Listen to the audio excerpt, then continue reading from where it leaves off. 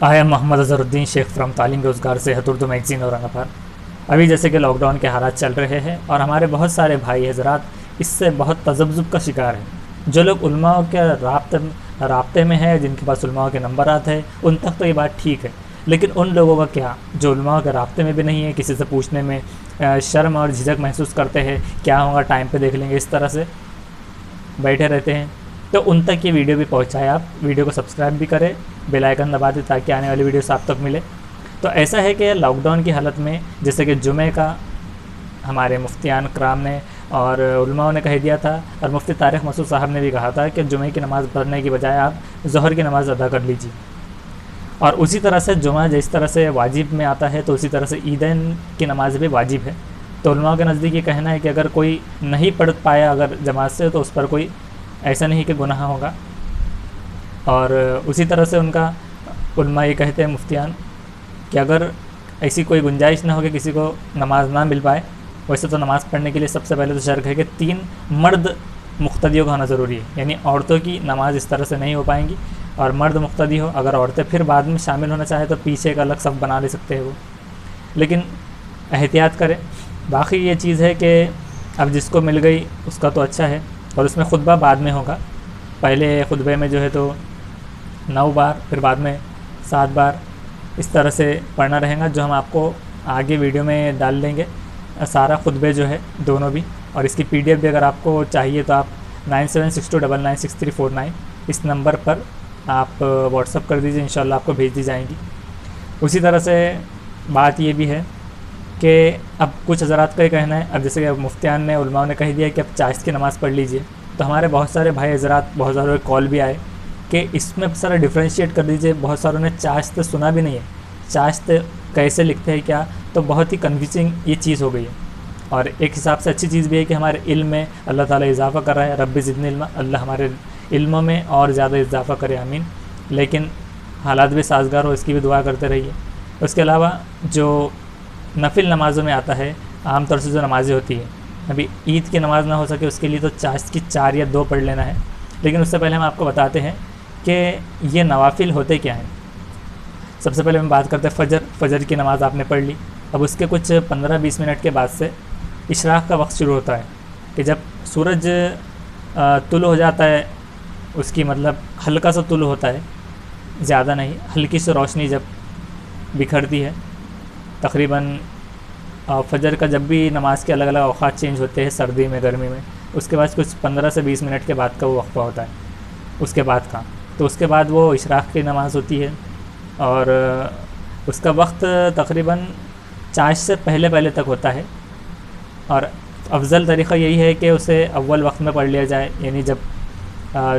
शुरू में तुलु हुआ, इस तरह से मुफ्तियान कहते हैं। उसी तरह से जो चाश्त की नमाज़ होती है, जो पढ़ने का भी मुफ्तियान कह रहे हैं कि उलमा कह रहे हैं कि आपको अगर ईद की नमाज़ नहीं मिलती है तो ये जो चाश्त की नमाज़ होती है,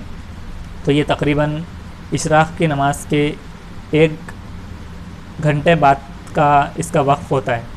मतलब इसका वक्त जो होता है 1 घंटे बाद। मिसाल के तौर पे अगर 15-20 मिनट के बाद से अगर 6:20 से अगर शुरू हुआ है इशराक़, अगर वो ख़त्म हो रहा है 7:30 या 8 इस तरह से कुछ, तो उसके बाद 1 घंटा यानी कि तकरीबन वो 9 बजे से शुरू होंगी और 9 बजे से लेकर 11 या फिर ज़वाल के पहले तक का इसका बताया गया है। तो ये चाश्त की नमाज़ होती है और इन नमाज़ों के बहुत बड़ी फ़जीलतें हैं। लेकिन उलमा कहते हैं कि जब तक आपकी फ़र्ज़ नमाज़ें मुकम्मिल नहीं होंगी तो नफिल नमाज़ों का उतना आपको सवाब नहीं मिल पाएगा। तो आप पहले आपकी ख़ज़ा पहले अदा करते जाइए ताकि आप ख़ज़ा, क्योंकि ख़ज़ा तो हमेशा क़ायम रहने वाली है। नफिल पढ़ने पर ज़्यादा सवाब होते हैं, नहीं पढ़ने पर ये ऑप्शनल है, पूछ नहीं है। तो अब ये जो नफिल है, तो अब इसमें इस पे बहुत सारे ऐसी हदीसें भी है कि चाश की नमाज़ अगर जो इस तरह से अगर पढ़ेगा तो उसके लिए बहुत अच्छी खुशखबरियाँ है। और एक हदीस यूँ मिलती है कि 4 ग़ुलाम आज़ाद करने से बेहतर आप सल्लल्लाहु अलैहि वसल्लम ने ये चीज़ कही है कि जो फ़जर होने के बाद भी दिन शुरू होने तक जो नमाज़ें पढ़ता रहे उसके लिए। तो ऐसी बातें मिलती है। आप 2 पढ़ सकते हैं, 4, 6, 8 इस तरह से मुफ्तियान कहते हैं। कुछ मुफ्तियान कहते हैं कि चाश की 12 भी पढ़ सकते हैं और 12 के नज़दीक اور زیادہ بہت ایک فضیلت بتائی ہے کہ سونے کا محل کے حساب سے، لیکن کچھ لوگوں کا اس میں اختلاف ہے کہ انہوں نے کہا ہے کہ 8 تک ہی پڑھی جائے تو یہ بہتر ہے۔ بہرحال ایک اختلاف یہ بھی ہے کہ اس کے بعد ایک اوابین کی نماز ہوتی ہے۔ بعض اور زیادہ تر اجماع جو ہے تو اوابین کے وقت کا یہ ہے کہ وہ مغرب کے بعد ہے، لیکن کچھ لوگوں کا اختلاف یہ ہے کہ وہ چاشت کی نماز کے بعد ہے اور زوال سے پہلے۔ تو اس میں آپ چونکہ یہ نفل ہے تو اس کو مدعا نہ بنائیں، اس میں جس کو جو سمجھ میں آتا ہے وہ کر لے، اسے کوئی مسئلہ نہ کھڑا کرے۔ تو یہ ایک چاشت کی نماز کا یہ چیز ہے۔ اور اوابین کے بعد پھر اس کے بعد تہجد کی نماز ہوتی ہے، اسی طرح سے صلاۃ التوبہ کہ اگر کوئی گناہ سرزد ہو جائے تو اس کے بعد توبہ کی نماز صلاۃ التوبہ، اسی طرح سے جو ہے تو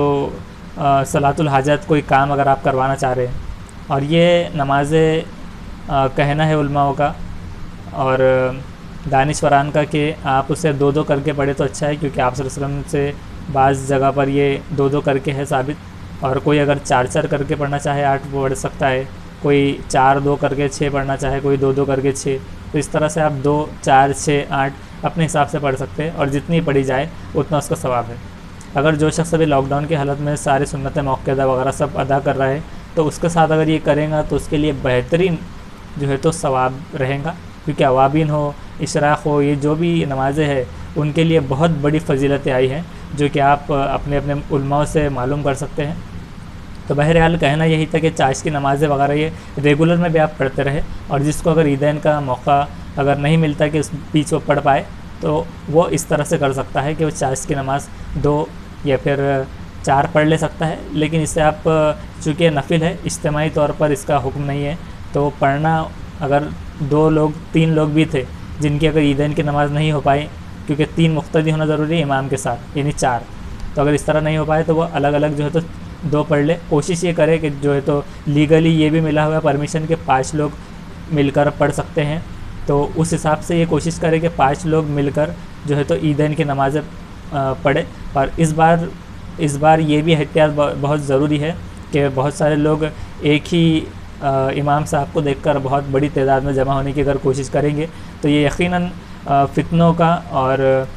دوسروں کو جو ہے تو بدنامی کا ایک باعث بن سکتا ہے، کارن بن سکتا ہے، پھر چاہے وہ دیہات میں ہو، پھر چاہے وہ حیدرآباد میں ہو، پھر چاہے وہ تلنگانہ میں کہ کسی بھی جگہ پر ہو، یا پھر چاہے وہ باہر ہو، ہریانہ میں ہو، ہماچل، جہاں پر بھی یہ چیز ہوتی ہے تو وہ پورے انڈیا لیول پر، اور چونکہ یہ بیماری پورے ورلڈ وائڈ ہے تو اس طرح سے کسی قسم کے مواقع نہ دے کہ وہ عید کے وقت بھی ہم بھی ہراسمنٹ کا شکار ہو، چونکہ یہ فرض میں شمار نہیں ہے، واجب ہے۔ تو اس سے بہت بڑی تعداد میں جمع ہو کر، کیونکہ اس پر جو ہے تو جو پہلے بیماری آتی تھی تو اس پر بھی اس طرح سے احتیاطی تدابیر اسلام نے ہمیں دی ہے، تو ایسا نہیں ہے کہ گورنمنٹ ہم پر کوئی ظلم کر رہی ہے، یہ ہمارے اچھے کے لیے ہی ہے، تو گورنمنٹ کا بھی آپ ساتھ دیں۔ اللہ تعالیٰ چاہے تو آپ چاشت کی نماز بھی پڑھ لے، اگر کہیں پر مواقع نہ مل پائے تو انشاءاللہ آپ کو